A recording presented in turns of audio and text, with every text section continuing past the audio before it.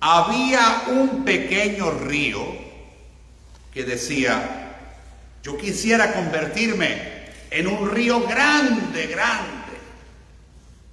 Se esforzó mucho por crecer, pero en el proceso de su crecimiento, el pequeño río se encontró con una enorme roca, una enorme piedra, y pensó: yo que soy un pequeño río y quiero ser grande, no dejaré que esta roca me detenga. Y el pequeño río empujó y empujó y empujó y siguió empujando hasta que finalmente logró rodear la inmensa roca. Luego, el río se encontró con una gran montaña y pensó: yo que quiero ser un río grande, no dejaré que esa montaña grande me detenga. Y el pequeño río empujó y empujó y siguió empujando hasta que abrió un cañón a través de la montaña. Y de repente, el río pequeño se volvió grande, tan grande que era inmensamente grande. Pero cuando aquel río grande empieza a rodar, se encuentra con un vasto desierto, un desierto inmenso, vasto. Y pensó el gran río: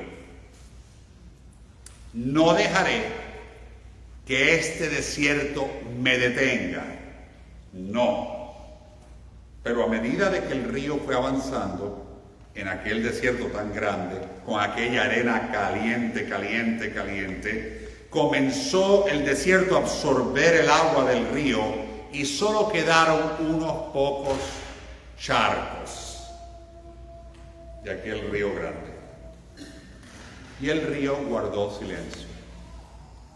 Y de repente, el río escuchó una voz del cielo que dijo: hijo mío, deja ya de empujar, deja de tratar de crecer por ti mismo, ya llegó la hora de rendirte, deja que yo te levante,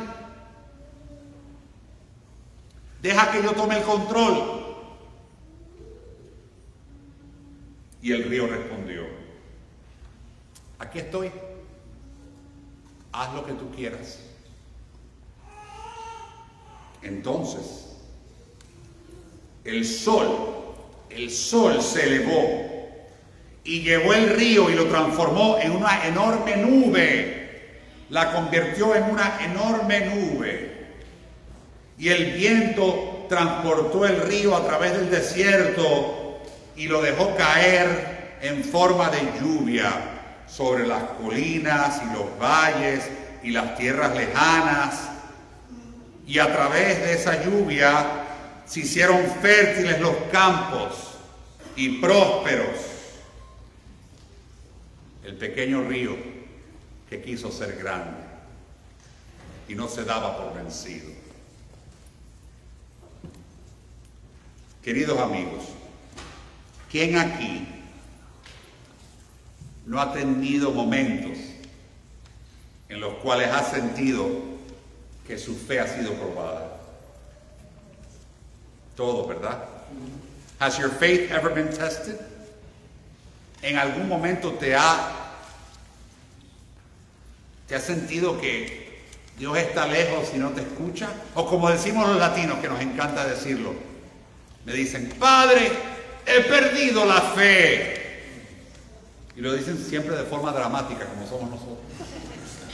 He perdido la fe. Sí, como si fuera novela. Y siempre pienso en mi cabeza: bueno, si la perdiste, ¿dónde la dejaste? ¿La fe no se pierde? ¡No!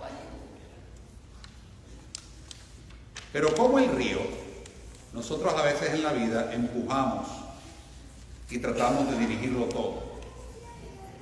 Y no nos damos cuenta que Dios siempre tiene la mejor solución y la solución más sabia. Entonces, hoy nos encontramos que los discípulos de Jesús están en su barca. Y los que han ido conmigo a Tierra Santa la han visto. Que los barquitos de aquellos pescadores de hace 2000 años, en la época de Jesús, era un barquito pequeño, humilde, de madera. Imagínense aquel barquito entre aquellas olas, aquella tormenta en el mar de Galilea. ¿Te acuerdas, Dicken, cuando estábamos en el mar de Galilea? Allí cuando hay un poquito de marea, aquellos barcos hacen así y aquello es tremendo.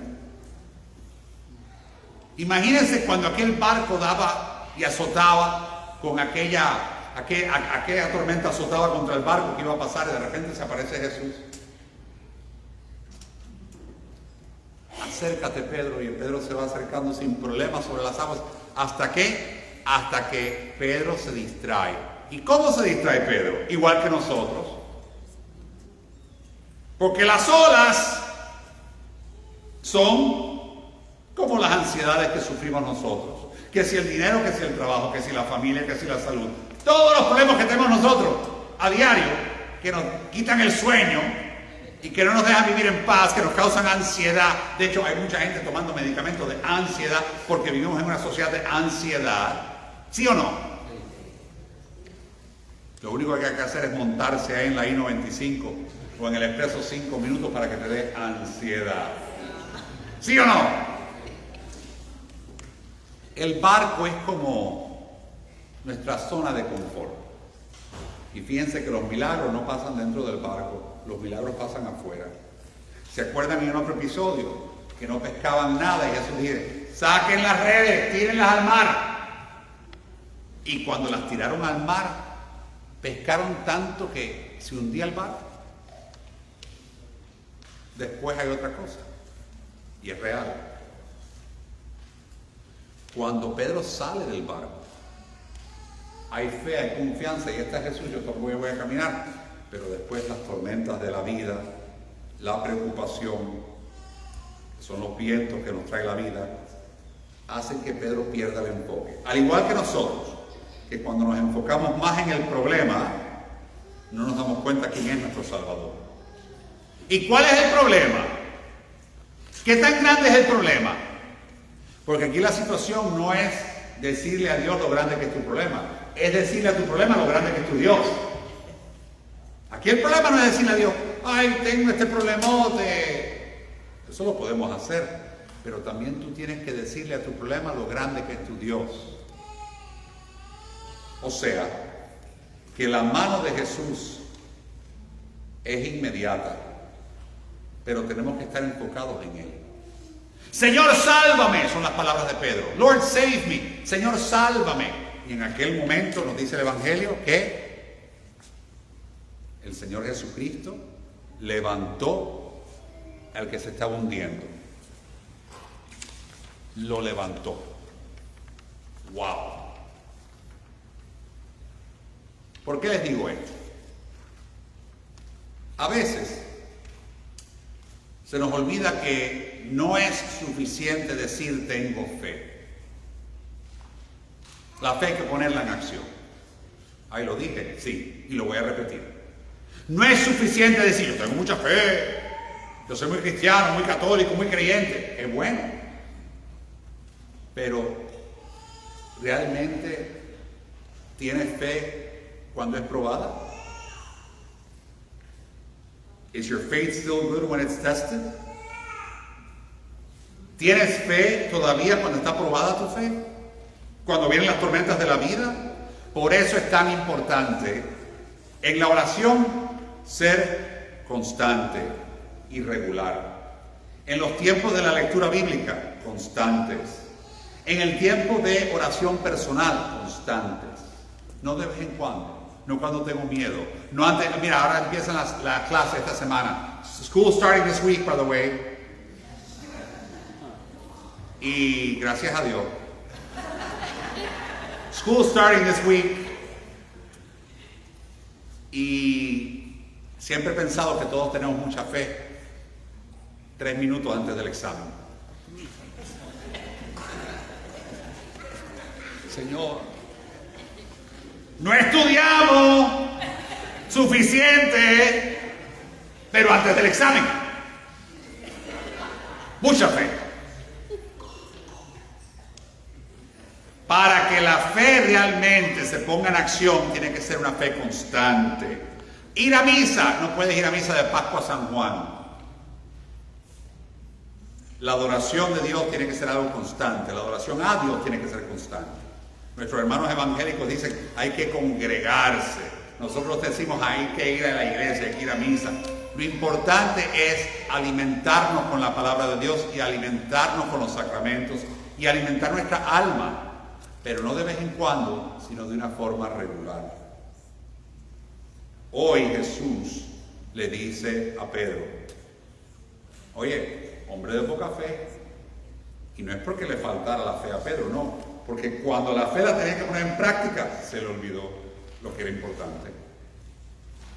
Señores, si permanecemos con nuestros ojos fijos en Jesús, teniendo más fe en Él, obedeciendo más su voluntad, tratando de cumplir con Dios de corazón, de verdad, entonces vamos a ser como el río pequeño, que no se dio por vencido.